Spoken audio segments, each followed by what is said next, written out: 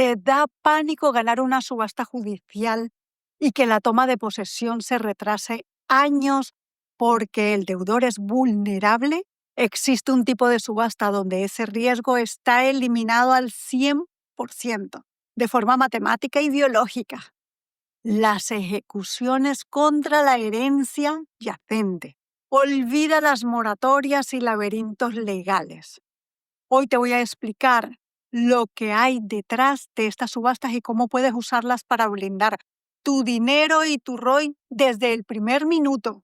Entras en el BOE, ves una subasta con potencial, abres el edicto y en demandado sale ejecución contra la herencia yacente de don fulano de tal. Piensas para tus adentros que te vas a meter en un laberinto judicial sin salida, en un conflicto familiar eterno entre hermanos que no se hablan. Hoy te voy a demostrar con la ley en mano y desde la experiencia en subastas porque es un error que puede cometer un subastero novato. Y lo que es más importante, te voy a develar cómo los profesionales que aplicamos el método ARZA utilizamos este término exacto, la herencia yacente, para detectar verdaderas oportunidades de inversión con el mínimo riesgo de posesión posible en el mercado actual. Vamos a empezar por el principio. ¿Qué significa jurídicamente en el mundo real que el demandado sea una herencia yacente? Simple y llanamente que el propietario legítimo del inmueble y deudor de la hipoteca ha fallecido, pero nadie ha aceptado ni ha negado formalmente la herencia. Es un patrimonio que está, por así decirlo, durmiendo en un limbo legal, esperando a que aparezca un nuevo dueño. Ahora bien, ¿por qué se llega a ejecutar una casa que está a nombre de un difunto? Hay 3 escenarios principales que provocan esta situación en los juzgados. El primer escenario es que los herederos legítimos existan, pero no tengan ni la más remota idea de que su familiar ha fallecido o de que ha dejado esta propiedad en herencia. El segundo escenario es que tras las investigaciones del juzgado se compruebe que no existen familiares conocidos ni testamento de ningún tipo. Pero el tercer escenario, que te garantizo que es el más habitual en el 90% de los casos de subasta de ejecuciones hipotecarias, es que los herederos directos saben perfectamente que el fallecido nos dejó este mundo. Saben que tenía esa casa, pero también saben que la casa está llena de deudas, que la hipoteca lleva años sin pagarse, que hay embargos acumulados y que los números no cuadran. Ante esta situación, los herederos adoptan una postura de inactividad absoluta. No aceptan la herencia para evitar que las deudas del fallecido salpiquen su propio patrimonio personal y arruinen sus vidas. Deciden mirar para otro lado y no mover un solo papel. Pero claro, al otro lado de la balanza tenemos el acreedor, que habitualmente es un banco o un fondo de inversión. El banco quiere cobrar. El banco no le importa si el deudor está vivo o fallecido. El banco tiene un derecho real de garantía sobre la vivienda, pero no puede dirigir la demanda contra una persona viva. La ley de enjuiciamiento civil le permite dirigir la demanda de ejecución directamente contra la herencia yacente del deudor. Es un mecanismo legal impecable para evitar que los procesos de cobro se queden paralizados eternamente por el fallecimiento de las personas. Y el procedimiento sigue su curso hacia la subasta pública. Llegados a este punto, la gran pregunta que se hace todo el mundo y que frena a los inversores ¿es seguro para mí como ganador de la subasta? La respuesta es un sí rotundo, siempre y cuando el juzgado haya hecho su trabajo correctamente. Y aquí es donde entra la figura del letrado de la Administración de Justicia. El juzgado tiene la obligación legal de realizar una investigación domiciliaria exhaustiva para intentar localizar a cualquier posible heredero y notificarle la existencia del procedimiento de ejecución. Si tras buscar de manera rigurosa no localizan a nadie, o si los familiares localizados se niegan a intervenir, el juzgado no se detiene. Para garantizar la legalidad del proceso y que no se produzca indefensión, el juzgado realiza las notificaciones mediante edictos públicos en el Boletín Oficial del Estado, o en ocasiones más complejas llega a nombrar a un administrador judicial o a un defensor judicial que actúe en representación y defensa de esa herencia yacente durante todo el pleito. Una vez que hemos despejado la X de la legalidad del proceso, vamos a entrar de lleno en el núcleo de mi sistema, el método alfa, para que comprendas el impacto real y directo que este dato tiene sobre la posesión del inmueble si tú resultas ganador de la subasta.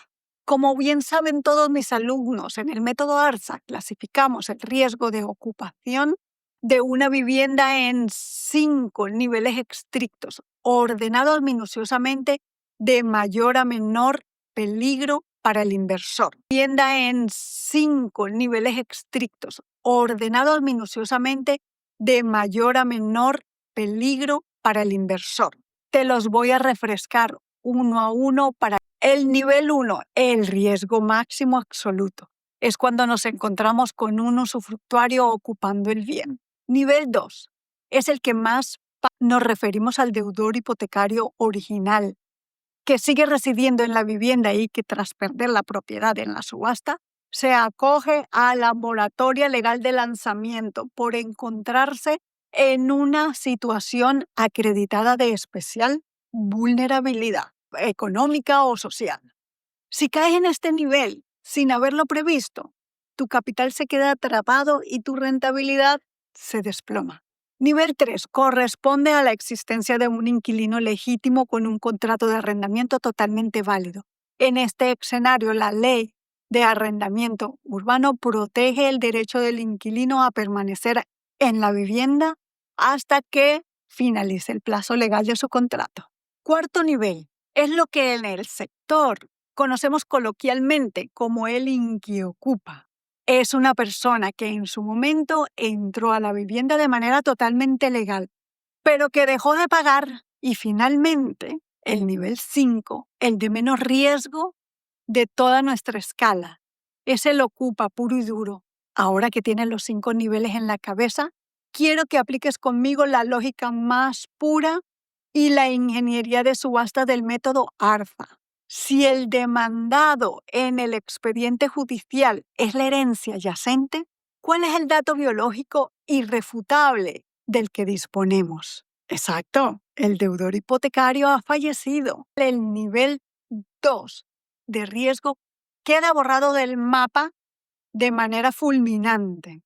Es físicamente imposible que un difunto se persone en el juzgado para alegar vulnerabilidad económica o para acogerse a la prórroga de moratoria de lanzamiento basándose en su situación personal.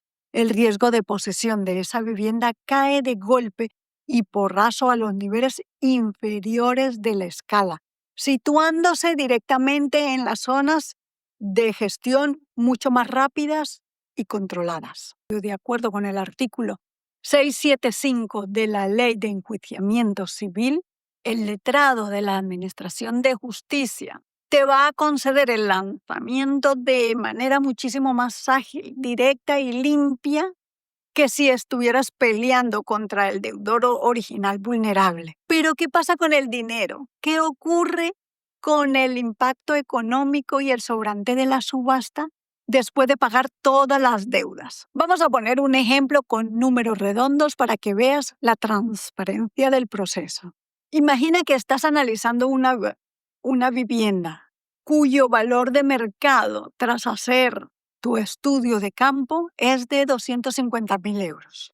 La deuda total reclamada por el banco en el juzgado, sumando el principal de la hipoteca, los intereses ordinarios, los intereses de mora y las costas judiciales del proceso de ejecución, ascienden a un total de 100.000 euros. Tú entras a la subasta, aplicas tu estrategia de puja calculada con tu asistente Sherlock y terminas adjudicándote la vivienda por un precio de remate de 140.000 euros.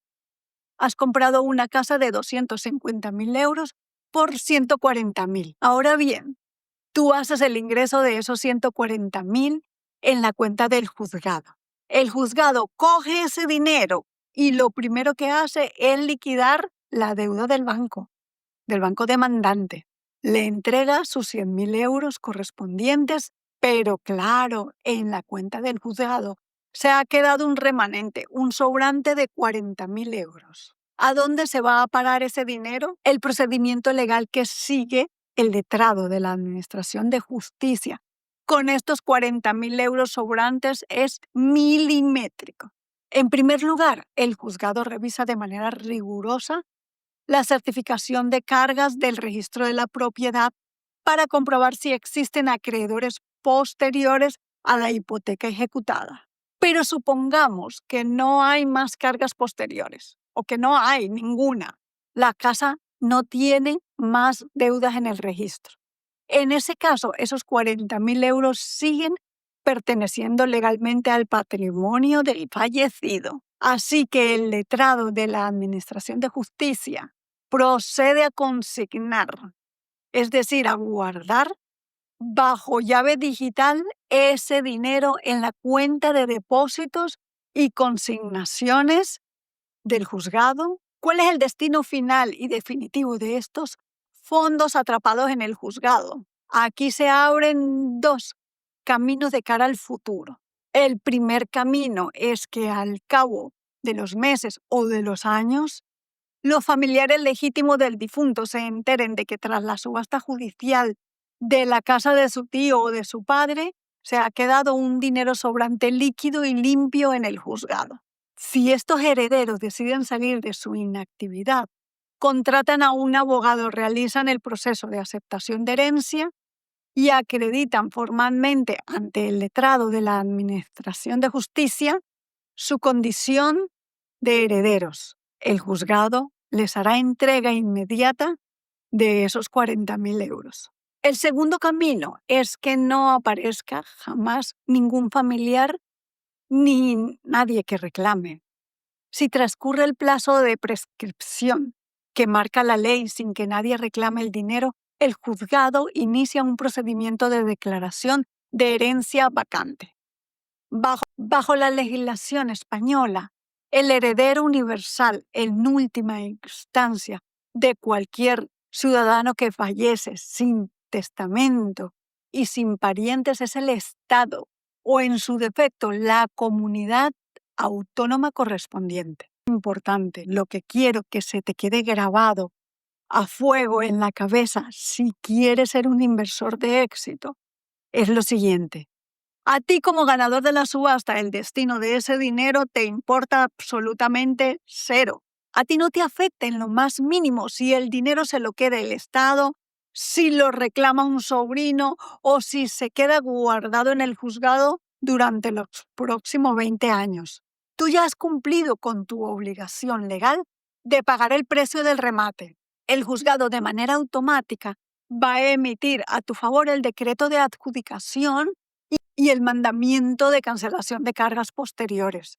Si este vídeo te ha parecido interesante y quieres dejar de ver las subastas como un juego al azar, para empezar a verlas como la ciencia de inversión de alta rentabilidad que realmente son, tengo una propuesta para ti. Quiero invitarte a un entrenamiento completamente gratuito, compuesto de 4 clases exclusivas de alto valor.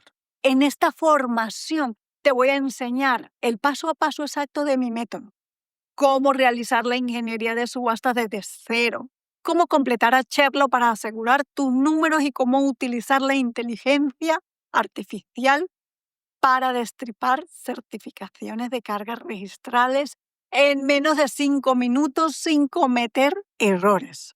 El acceso a estas 4 clases gratuitas está justo aquí abajo.